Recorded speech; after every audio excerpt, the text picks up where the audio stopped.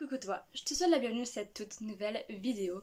Aujourd'hui nous sommes là pour un petit bilan du mois de juillet. Côté lecture, où est-ce que j'en suis dans mon objectif de 50 livres par an? Alors, est-ce que j'ai vraiment besoin de parler?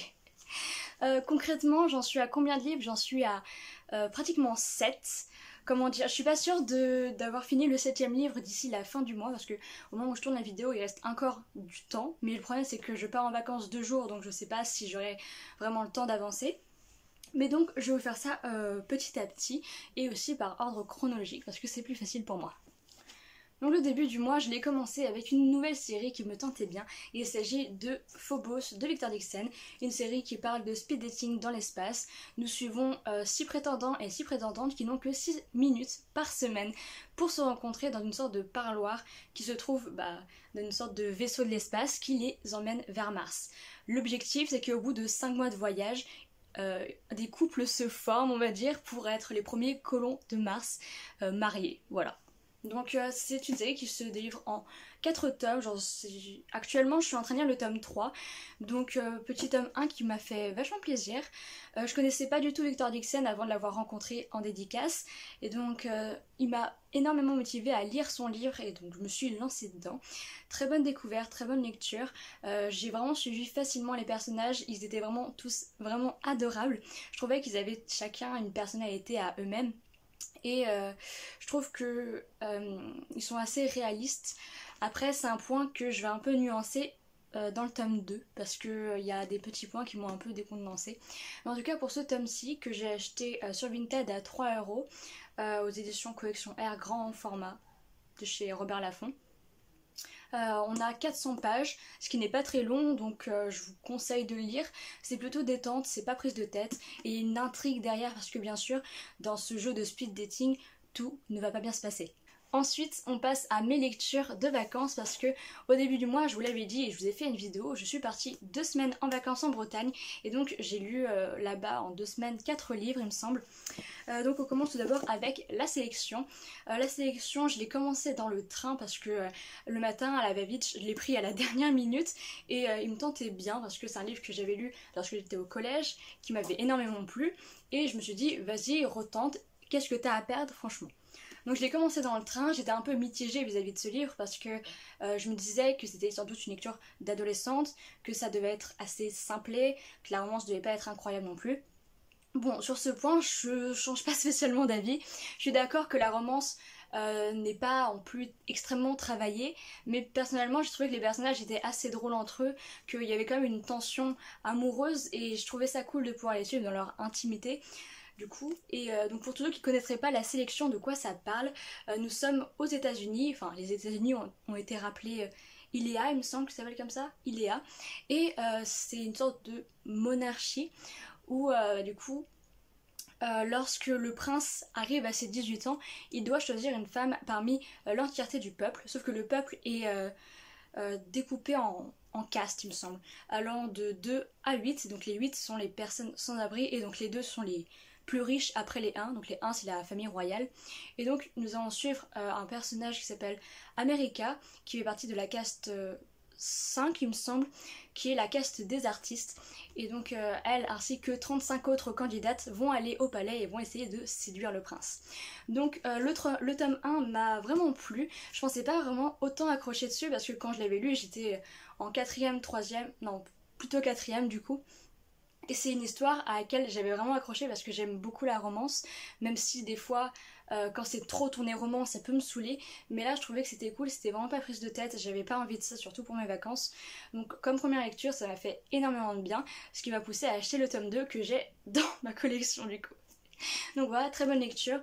Pour vous dire, c'est un livre de 332 pages, donc vraiment pas long, c'est vraiment pas prise de tête. Les personnages peuvent paraître par contre clichés d'après certaines personnes. Bon, en soi oui sans doute, mais en même temps, qui n'est pas cliché, on est juste des individus avec plein de caractéristiques qui se ressemblent au final, donc en soi, bon, voilà. Pour tous ceux qui n'aimeraient pas, par contre, il y a un triangle amoureux entre le personnage principal et 2 autres garçons, donc Faites attention. Deuxième livre que j'ai lu, c'est Sa femme de Emmanuel Bernheim, qui a été une très bonne découverte.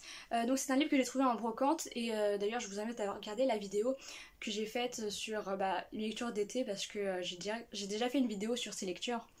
Et donc Sa femme de Emmanuel Bernheim, de quoi ça nous parle? C'est une médecin qui va tomber amoureuse d'un homme marié qui a des enfants et il va y avoir une relation entre eux, donc où elle va devenir sa maîtresse et elle va s'imaginer un peu comment est sa vie de père de famille, de mari aimant, et à chaque fois que lui ne sera pas avec elle, elle va s'imaginer tout ça. Par exemple, elle se dit à cette heure-ci il doit être en train de boire son café avec sa femme juste à côté qui l'embrasse, etc. Et donc pendant tout le livre on ne va jamais avoir aucun dialogue avec le personnage principal et le fameux individu. On ne va faire que suivre sa pensée et son imagination. Donc franchement c'est un livre qui m'a vachement étonnée, qui est très court à lire parce que comme je l'ai dit la dernière fois, les pages elles sont comme ça, il y a des énormes blancs partout. Ça se lit très rapidement et en plus il n'y a que 110 pages. Donc vous avez vu, ça se lit bien, c'est plutôt cool, c'est pas prise de tête non plus. Franchement c'est un livre qui m'a convaincue, donc je vous le recommande également. Autre livre que j'ai lu, c'est une relecture, il s'agit de Le Liseur de Bernard Schlink. Donc ça c'est vraiment un livre pépite pour moi parce que je suis une grande adepte on va dire des événements de la Seconde Guerre mondiale. J'aime énormément suivre ces histoires qui me passionnent on peut dire, même si ça peut paraître un peu glauque vis-à-vis des événements qui ont eu lieu. Mais en tout cas ça m'a vraiment intéressée de suivre ces événements. Donc dans Le Liseur de Bernard Schlink nous suivons un jeune garçon qui s'appelle Michael qui a 15 ans et qui est atteint d'une maladie il me semble qui fait que il est un peu cloué chez lui. Sauf qu'un jour il va décider de sortir et il va commencer à être un peu malade dans la rue, il va vomir etc. Bref, je passe les détails et une femme va venir l'aider. Il va essayer de la revoir pour la remercier et au fur et à mesure va se créer une relation amoureuse entre eux. Cette femme qui a quand même 20 ans de plus que lui, sachez-le. Et donc une relation amoureuse va se créer, sauf qu'un jour cette fameuse femme qui s'appelle Anna va disparaître. Et cette Anna, il va la retrouver plusieurs années plus tard dans les procès d'après-guerre de la Seconde Guerre mondiale. Vraiment un livre qui m'a énormément touchée, que ce soit vis-à-vis des sentiments d'Anna, sa honte, sa peur, la culpabilité, je sais pas au final. Je sais pas si elle a de la culpabilité, mais ni du remords d'ailleurs. Mais j'ai été touchée par le fait qu'elle ait honte d'un certain point qui la caractérise et qu'elle n'ose pas avouer. Et j'ai été touchée également par Michael vis-à-vis de cette perte qu'il a eue et qui l'a transformée mais radicalement à partir de la fin de son adolescence. Donc vraiment c'est un livre que j'aime beaucoup, que ce soit dans l'étude de la psychologie humaine ou alors dans l'étude des événements d'après-guerre.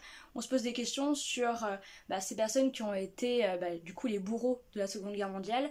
Est-ce que c'était légitime ce qu'ils faisaient? Est-ce qu'ils le faisaient pour survivre ou était-ce un choix? Donc vraiment toutes ces questions ça m'a vraiment intriguée, ça m'a plu de découvrir ça à travers la plume de Bernard Schlink qui est un auteur allemand.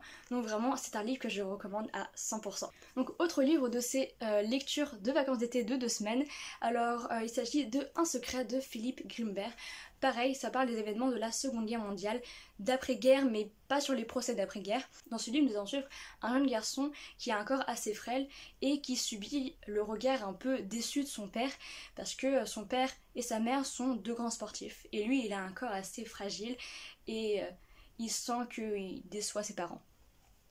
Du coup, ce jeune garçon va s'imaginer un frère qui sera meilleur que lui, plus grand, plus fort, etc. Et il se trouve que ce frère, il a véritablement existé. Donc Un secret, ça raconte un secret de famille que du coup le jeune garçon va découvrir grâce à une amie de la famille qui a vécu les événements en même temps qu'eux. Nous allons donc suivre qu'est-ce qui s'est passé durant cette période de guerre, en tout cas dans une famille juive. Nous entendons souvent les histoires de la Seconde Guerre mondiale, des personnes internées dans les camps de concentration, mais nous n'écoutons pas souvent les histoires de ces personnes juives qui ont décidé de fuir en zone libre pour essayer de survivre. Et donc c'est un livre qui traite de ça, de la douleur des événements, de la douleur du passé et du remords de ne pas avoir agi. Donc un livre que je recommande totalement. Ensuite, lorsque je suis rentrée, j'ai décidé de lire la suite de Phobos parce que bien évidemment je ne pouvais pas m'arrêter qu'au tome 1. Donc j'ai lu Phobos le tome 2.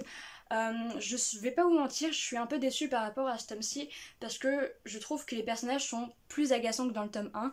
Je les trouve moins réalistes et certains commencent à me saoulée, radicalement saoulée. Je suis un peu déçue vis-à-vis des événements également parce qu'il n'y a pas beaucoup il n'y a pas beaucoup de retournement de situation, il n'y a pas beaucoup d'action, ce qui fait que l'histoire elle est assez plate tout du long. On connaît un peu quelques secrets, mais on a besoin de plus et franchement ça m'a un peu coupé dans ma lecture. J'ai eu un peu de mal, même si au début j'étais un peu emballée vu que j'avais lu le tome 1, ça m'avait beaucoup plu donc j'avais envie de lire la suite. Et il se passe un événement à la fin qui me décondense un peu dans le sens où pendant toute l'histoire il se passe rien et à la fin bam il se passe un truc. Je trouve ça vraiment rapide, ça se passe dans les 5 dernières pages du livre donc vraiment ça m'a un peu dégoûtée pour ce tome-ci, mais j'avais quand même envie de lire la suite, donc actuellement je suis en train de lire le tome 3, et c'est pour ça que je vous disais que je ne savais pas si j'avais lu entre 6 ou 7 livres, parce que celui-ci c'est mon 7e livre, mais j'en suis qu'au début, donc je sais pas si j'aurai le temps de le lire avant la fin du mois de juillet. Mais j'avais quand même envie de lire le tome 3 de Phobos parce que j'ai entendu pas mal de personnes dire qu'il y avait beaucoup plus d'action et de retournement de situation dedans. Notamment déjà avec la fin du tome 2. Mais après, même en ce qui concerne les événements, il y a des personnages que j'aime beaucoup tels que Kenji, Tao, Samson ou alors Léonore, et donc ça me faisait plaisir de pouvoir les retrouver dans cette histoire. Donc pour ma part, je vais continuer la série Phobos, je vous dirai un avis que je me fais dessus. Je pense que je ferai une vidéo sur le tome 1 et 2 et une deuxième vidéo sur la série en entier, comme ça vous aurez mon petit point de vue. En tout cas, j'espère que la vidéo vous aura plu. Donc je suis très contente d'avoir pu dépasser mon objectif de 5 livres par mois, donc pour atteindre l'objectif de 50 livres par an. Donc là actuellement j'en suis presque à 7 livres, ce qui est quand même énorme pour moi. Et donc très contente d'avoir pu partager tout ça avec vous. Sinon, côté manga, j'ai également lu des mangas, mais je vais pas vous en parler dans mes bilans du mois. Je me concentre plus sur les livres du style roman. Pour tout ce qui est lecture manga, j'aurai plus des vidéos du style j'ai lu. Comme ça, bah voilà. Bref, j'espère que la vidéo vous aura plu. On se retrouve pour une prochaine vidéo. A plus.